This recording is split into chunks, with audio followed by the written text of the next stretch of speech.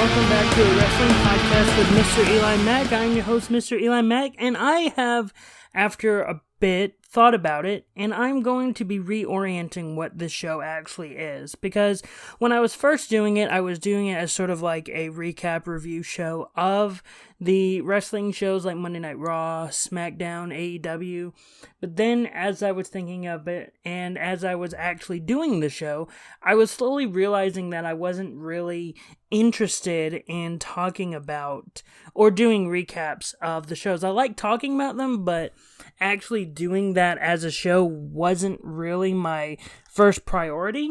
So instead, I've decided to really change up the formatting of the show. But also very much, I'm going to be very transparent with you all.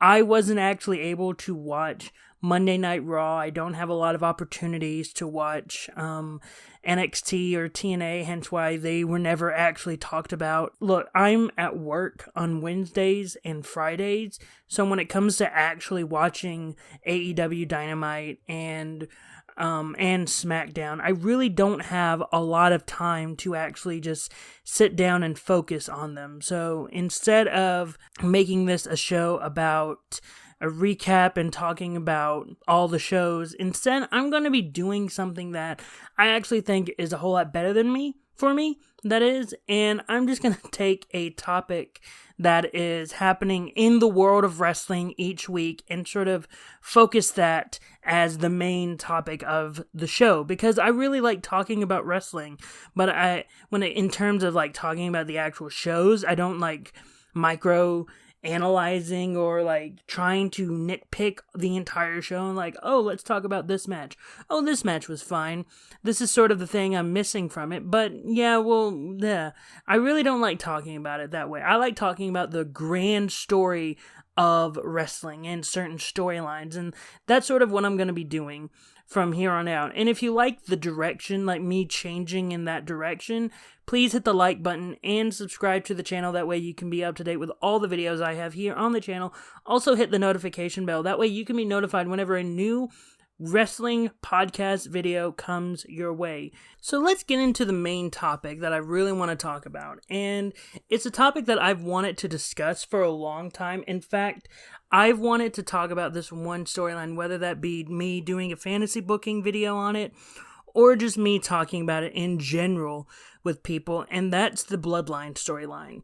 Because I heard this in a conversation, in multiple conversations. Like, I follow a lot of wrestling YouTubers and a lot of their podcasts, like Wrestle Talk, Going in Raw, What Culture Wrestling, Cultaholic, like, the list goes on and on and on. And I have to say, they all have the same thought. And I'm very much in great agreement with this, whereas them saying that the greatest wrestling storyline right now is the Bloodline.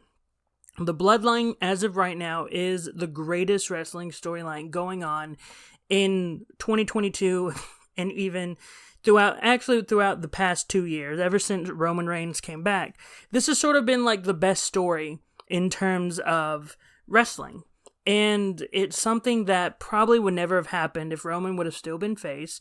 Him having this major heel turn all the way back in 2020 was a major facet of what pushed the Bloodline, and then even the storyline against Jey Uso, that was a major talking point as well. But the main thing that I want to discuss right now is what happened at Survivor Series, War Games, and what I've been hearing on the dirt sheets, and sort of, just the end story of like what has happened and what is going to happen, and my thoughts on it all. So as of right now, this past War Games, it was basically Sami Zayn being fully embraced by the Bloodline, getting a hug from Roman, like a deep, comfortable, like, you are a part of our family hug, and then getting a hug and very much getting accepted by Jey Uso. And so that was a major plot point that really needed to happen to fully further the Bloodline plot. And I even thought to myself, like, that was a major thing that was going to happen at War Games. I was fantasy booking different ways it was going to happen. My main thing was I thought that Sheamus was going to, like, attack Jey with his finisher, the bro kick, and then Sami would have pushed pushed Jey out of the way to sacrifice himself, and then helping that sort of Jey getting the win via Sheamus or Ridge Holland. But instead, like, that moment happened, but it was with Solo saving Roman instead.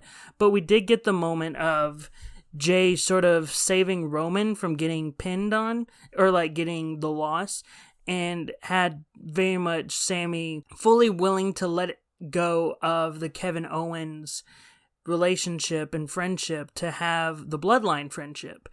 And that was a major plot point, and that was a major thing that was, in my opinion, that was a great thing that happened. I thought it very much needed to happen, and this is sort of where, in my opinion, when I'm looking at it as a 3-act structure, we're currently at Act 2. That moment at War Games was the end of Act 1, in my opinion. And it was something that truly transformed Sami into what he needed to be. Sort of like how after Peter Parker gets bit by the spider and becomes Spider-Man, that was that moment here. That was the moment of Sami got bit by the spider, and now he is Spider-Man. For movie context, Sami gave up a piece of his soul to fully become a part of the Bloodline. And now we're in the spiral of him going down to the dark side of the Force. And Kevin Owens last on Raw said that he was fully done with Sami. He's not going to try to help him. And Sami was like, look, I don't care. I'm with the Bloodline now. And then that led into a match between Kevin and Jey Uso, which had Kevin Owens picking up the victory. And beautiful storytelling. I love that this is the story that they are telling. I didn't watch the match. I can't watch Raw. I don't have USA, I don't have that channel, so I can't really watch Raw. So I don't know how the match went. All I know is that having Kevin pick up the win over Jay is very crucial to this story, because you sort of need to have Kevin pick up a lot of wins against the Bloodline to fully push the story with Roman and Sami and Jay and Sami and Kevin and Sami, because now we're getting into the dirt sheets of what WrestleNews.co is saying, that at Royal Rumble it is going to be Kevin Owens versus Roman Reigns for the WWE Undisputed Universal Championship, or for the Undisputed WWE Universal Championship. And at first I thought that was going to be a Sheamus push, and I feel like it was going to be a Sheamus push, but then once you were able to get Kevin Owens back into the picture and get him involved in the storyline, I think it makes much more sense to have Kevin Owens involved in this little match. So though I'm a little sad for Sheamus, because Sheamus was having such a great year, or such a great latter half of 2022, it just makes sense story-wise to have Kevin in this spot. So I'm looking at this match, when we get to it, as a match of, and this is sort of like a fantasy booking thing that I'm going to be positing to you all. So I'm thinking that we're going to get a moment where Kevin Owens is basically beaten down, or he's getting close to getting like fully wrecked. But then the referee is going to be distracted, and Sami's going to be ringside. And so we're going to have Sami grab one of the belts. As he gets ready to attack Kevin with the belt, Kevin's going to duck around, or like move out of the way, and it's going to have Sami hitting Roman with the belt and start sowing seeds of like, oh no, what did I do? I just hit the tribal chief. I'm about to cost him the match. And like, I would even have it to where Kevin hits the stunner and we get the 2 count. Not a full 3 count, not a 1, 2, 3 Kevin Owens wins. 1, 2, kick out. Because it just makes Roman look a bit stronger, showing that he's able to kick out of a stunner and a belt shot. It just makes him look stronger. And I know a lot of people may not like if Roman does that, but I don't care. It's all about story, and that's what the story needs. And so we get into the Royal Rumble match, where we have like a full Sami, Jimmy and Jay and Solo in the Royal Rumble match. But then we get to a moment where Jimmy and Jay seem like they're about to get eliminated, and then Sami, thinking he's helping, starts to eliminate the other person, but by doing that, he inadvertently eliminates the Usos. And then that moment happens again with Solo, where he sees Solo like holding on to someone, and he's gonna haluva kick the guy that Solo is trying to get out, but then the guy gets out of the way, and then he haluva kicks Solo out of the ring, and then that leads to Sami just looking at everything. Basically, it's his fault that the Bloodline got eliminated, and so that leads to him getting eliminated by someone. And then that Friday, in my mind, I would see the Bloodline just basically destroy Sami. And by destroy, I mean, I want Sami by the end of that segment to be bloody. I want him to, like, not gushing blood, not Eddie Guerrero levels of gushing blood from Judgment Day. I mean, I want him to be, like, I want blood to be there. I want him to look like he cannot be saved. And then that's basically, the Bloodline is done with you. Also, like, after that, I would want, like, personally, I would want Triple H to come out on Monday Night Raw and basically say, hey, Roman, Usos, I am stripping you of all the Raw titles, aka Usos, you're no longer the undisputed tag team champions because you are no longer the Raw tag team champions. Also, Roman, you are no longer the WWE champion. I'm stripping you of the WWE championship. And that leads to an elimination chamber for the vacant WWE championship and maybe a tag team match for the vacant Raw tag team championship. That's just what I would do. That way, if Cody does win, you don't have to worry about Cody versus Roman Reigns and having Roman Reigns having to drop the titles to Cody, because I personally don't want him to drop the titles to Cody, but you can have Cody beat someone else for the WWE title. But then, on the dirt sheets, WrestleNews.co also released saying, put out saying that the match that they're looking at for Elimination Chamber is Roman versus Sami Zayn for the titles. I'm telling you right now, if WWE were to do that, that would be probably the worst decision for the storyline. That should not be a match that happens this year. It should not be a match that happens at all this year. Not even in a sense of like a tag team match or triple threat match or a fatal four-way match. Sami Zayn and Roman Reigns should never meet in a match against each other in the year of 2023. That should never be a thing that happens. In fact, what needs to happen is just at Eliminations Chamber, it's Sami versus Jay. That should be the match at Elimination Chamber, because this entire rivalry or this entire story with the Bloodline has been Jay basically ignoring Sami and making sure that Sami knows that he is not a part of the Bloodline. But then the moment Jay fully accepts Sami into the family, we get the turn at Royal Rumble or the SmackDown after. And then Jay, still hesitant to even, like, turn his back on Sami, Roman basically forces him, like, hey, I need to know that you're still with this family. I understand you and Sami buried the hatchet, but he's not in our family anymore. You need to get the job done. You're my right-hand man, so I'm telling you, as my right-hand man, to take out the trash. And then that's the story of Elimination Chamber. I don't want Roman to be fighting at Elimination Chamber. In fact, I would want, in my fantasy booking idea, if the match for WrestleMania is going to be Roman versus Rock, I want that to be for the undisputed or for the Universal Championship. And again, have Cody fight the WWE Championship on night 1 and have that be the main event, and have night 2 be Roman versus The Rock. Start building The Rock versus Roman before Elimination Chamber. That way we can have Roman focused over here on The Rock for WrestleMania 39 and have Sami focused on Jey Uso for Elimination Chamber. And that's the story that I would want to push. I would want to push that Jey is feeling distress on having to face the person he finally accepted. Jimmy, he's a little bit more like, yeah, do it. Solo, very much, because he's like cold-blooded at this point. They're pushing him as the cold-blooded monster. Have him be the one that's like, yeah, you gotta do it, because Roman says so. And again, Jimmy's also that person that's like, I don't know if you should do it, Oos. Like, I don't know. But Solo's like, no, you have to do it. The tribal chief said you have to do it. And Jay is also in that, I don't know if I should do it, Oos. And yeah, that's the story of Jimmy, Jay being hesitant to have this match, Solo basically saying, no, you have to, and then we have the match, and I would have Jay win.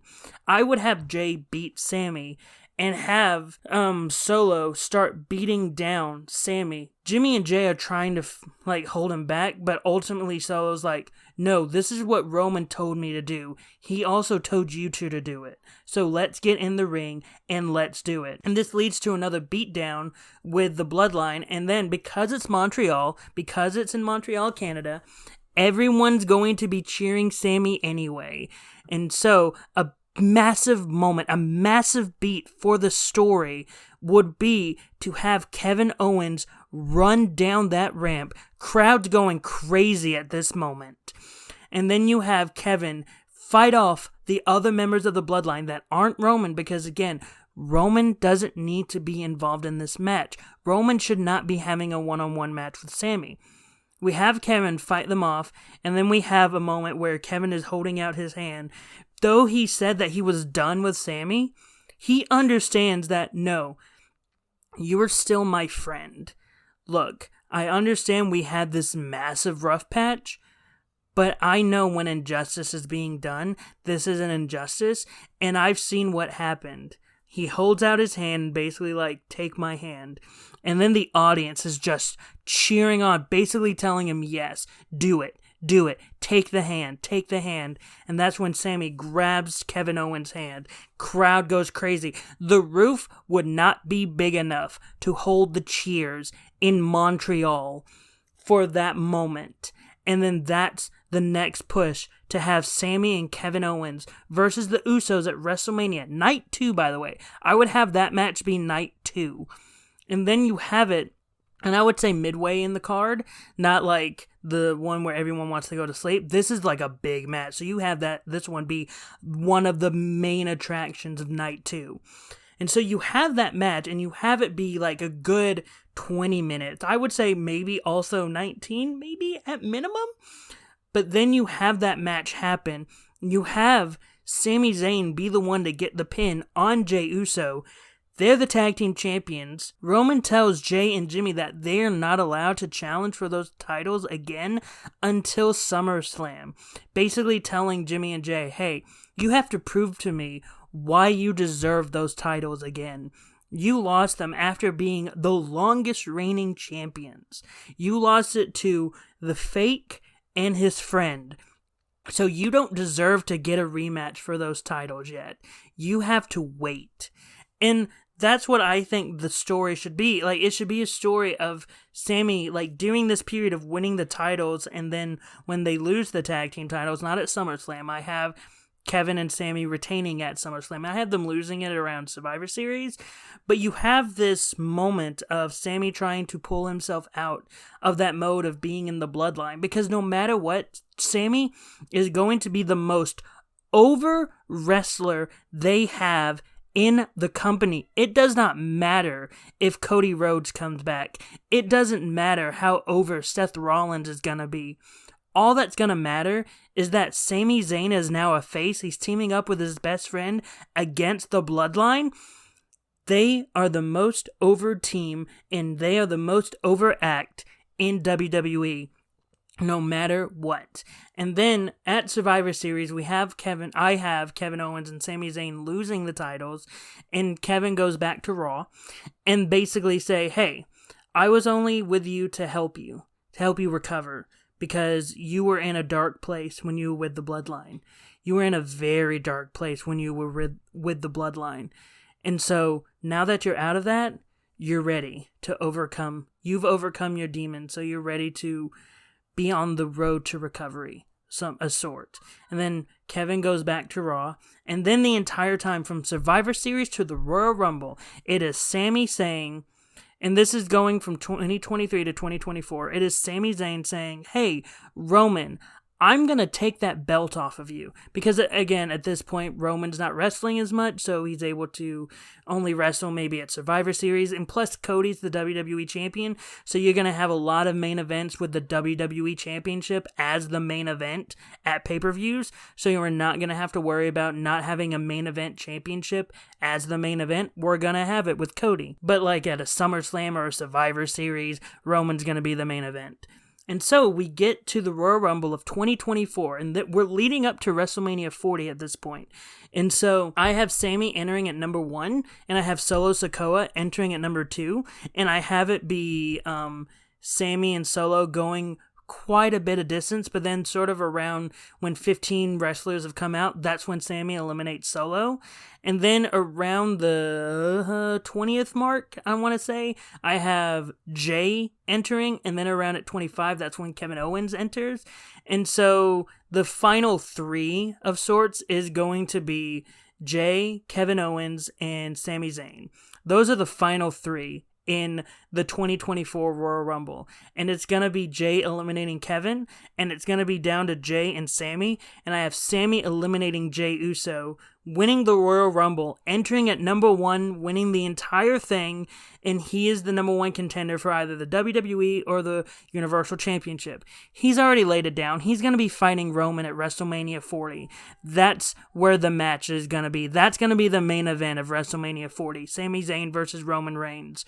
And then in Elimination Chamber, I have Kevin Owens winning the WWE Championship in the Elimination Chamber match. So Cody would have a good run from WrestleMania to Elimination Chamber. That would be a great run. But then Kevin Owens defends it against someone, maybe Austin Theory at WrestleMania 40, and that's going to be the main event of night 1. Kevin Owens retains because, yes, if you don't know where I'm going with this yet, you're going to know when I get to night 2. And the entire build to WrestleMania 40 is going to be Sami overcoming himself, proving that he is the underdog of the underground again, proving that it doesn't matter what Roman has in store, he's gonna beat Roman. And so when it comes to WrestleMania 40, the main event of night 2, Sami's gonna beat Roman. I have Sami being the one to take the belt off of Roman. If you've been with my channel, you saw a long time ago in May, I had a fantasy booking video where I had Xavier Woods being the one to take the belt off of Roman. A lot has changed since then, especially with Sami Zayn being as popular as he is. So I very much looked at everything. I've looked at the landscape. I'm like, okay, Sami's the one he's the one. He's the one. I don't think Cody Rhodes is going to be the person to take any of the belts off of Roman. I think the best way that they could do now, I honestly think they should just come out on Raw, strip Roman and Jimmy and Jay of the Raw titles. Because, look, I understand people may hate that, but I honestly think, and look, people can say they booked themselves into a corner when they gave Roman and the Usos both of those titles. They didn't. I mean, it happened in wrestling before. They had in the 80s, they had Jack Tunney come out and say, hey, Andre the Giant, because you basically won the title, but then you were paid to give the belt over to Ted DiBiase, we're vacating the titles. We're vacating the WWE Championship, and we're going to have a tournament at WrestleMania. Just do that. Just have a good reason why you would have to strip the Bloodline of the titles, and you just strip them of the titles. I understand people may hate that, and I know it's a trope that a lot of people hate. There are moments where I even hate that trope, but if you have a good reason for it, like, oh, Triple H comes out and says, Roman and the Usos, you've disrespected those titles. The way you treated Sami, you've fully disrespected what those titles mean and what those titles' legacies are. Because of that, I'm stripping you of the titles because you don't deserve to be those champions. I'll let you keep your Universal and SmackDown tag team titles because you were on the SmackDown brand. But when it comes to the titles that belong on Raw, those aren't yours anymore. And so that's just the storyline you go with, and that's how you justify it. But I have Sami winning at WrestleMania 40, and I have Kevin Owens coming out at the main event with his WWE title. They hug each other, they hold each other's hands. I'm basically recreating WrestleMania 20 for WrestleMania 40, but in a way where at least one of the people that are holding the titles aren't problematic in the real world. And I had an interesting discovery when I looked up each of the whole number WrestleManias. WrestleMania 10, Bret Hart basically had to go through an underdog type task at WrestleMania 10, having to lose to his brother and then winning the WWE Championship against Yokozuna when he was already coming out injured.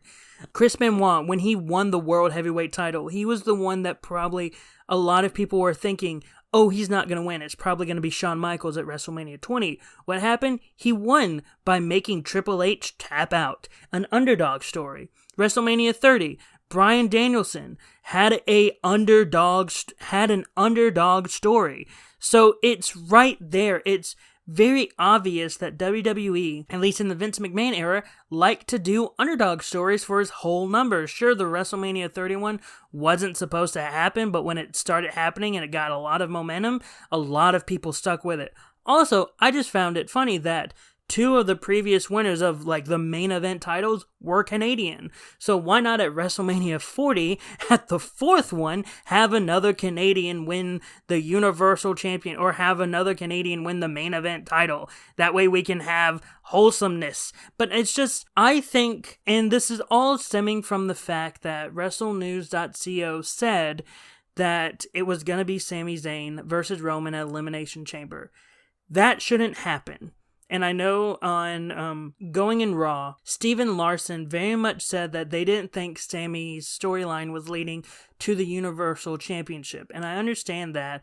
But I think if you book it right, and if you create the story right, you could get to a point where it does lead to that. And I think the way, if you have it to where Sami is the one that wrestles Roman at Elimination Chamber, that's not gonna work. That's not what should happen. And I know probably having Roman holding the title another full year before it's finally taken from him may not be ideal for some people, especially the people that are currently getting tired of the Roman Reigns storyline and the Roman Reigns character. There are people on TikTok, trust me, there are people on TikTok that do not like that Roman Reigns still has the story or still has the titles. I've seen them. I understand where they're coming from.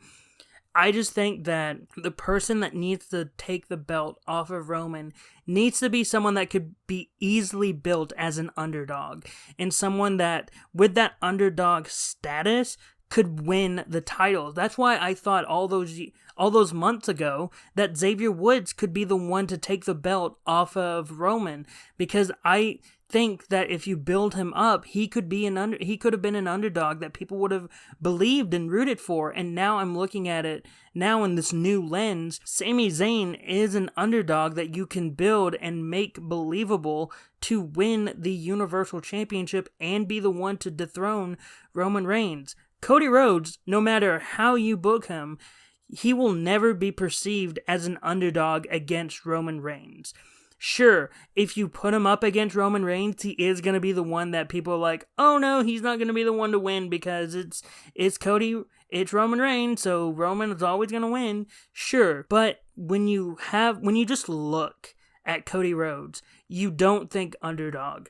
You think of someone that is going to eventually win the WWE Championship. Everyone knows it. He's eventually going to win the WWE Championship. And a lot of people think he's going to be the one to dethrone Roman, but I don't think it should be Cody. I honestly don't think Cody is the right person to choose to be the person to dethrone Roman Reigns. And even when I look at WrestleMania 39, I don't like the idea of Roman wrestling twice, or in 2 separate nights, because there have been so many people that have said, oh, Roman can wrestle night 1, lose the titles, and then in night 2, wrestle The Rock. And I'm just thinking, I don't think Roman would want to do that, and I don't think Roman should do that. I don't think Roman should be the one to wrestle twice, or I don't even think he needs to wrestle twice. Roman just needs to wrestle once, and that's the attraction. I think having him wrestle twice would be too much for him, and I think it would hinder the idea of him. So that's why I'm thinking just have Triple H, Adam Pearce, someone in authority, or maybe because they said at around William Regal only had a year on his contract for AEW. And so maybe after his contract runs out, I don't know when that's going to be, but I know it's around Revolution time. And I don't know if that's in February or whatever, but like maybe around that point, that's when you say have William Regal come out or have him re-sign with WWE, have him come out and be like, I'm the one in charge of SmackDown and Raw now, and Roman, Usos, you're stripped of the WWE and Raw tag team titles.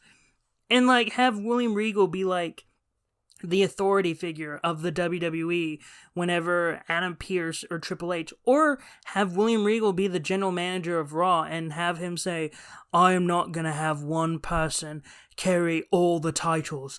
Roman, Usos, you're stripped of the WWE and Raw tag team titles. I don't know. I don't know what you do and how to make it believable to audiences.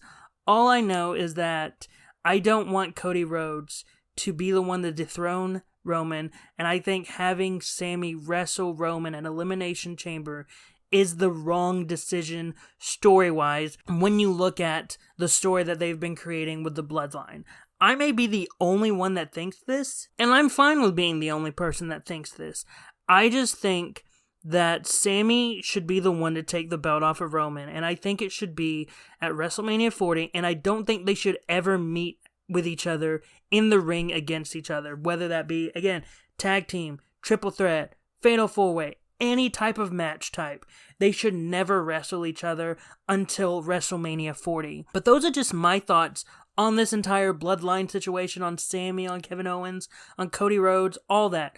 What are your thoughts on Sami facing Roman at Elimination Chamber? Do you think that's a good idea, or do you also think that they should hold off? Do you think that Sami should be the one to take the belt off of Roman, or do you think it should be Cody? Whatever your thoughts are, post them in the comments down below. Also, again, don't forget to hit the like button and subscribe to the channel. That way you can be up to date with all the videos I have here on the channel. Also, in the comments, tell me, do you like this new format that I'm going with? Because I just want to talk about wrestling, and I feel like if I were to talk about it as a review-based show, then that would just hinder the product that I'm giving to you. So I'm just talking about wrestling whenever I want to talk about a certain topic. So whatever your thoughts are on that, post them in the comments down below. Also, again, hit the notification bell. That way you can be notified whenever a new episode like this comes your way. But until next time, I've been MrEliMac, you've been the audience, and I hope you all have a great rest of the day.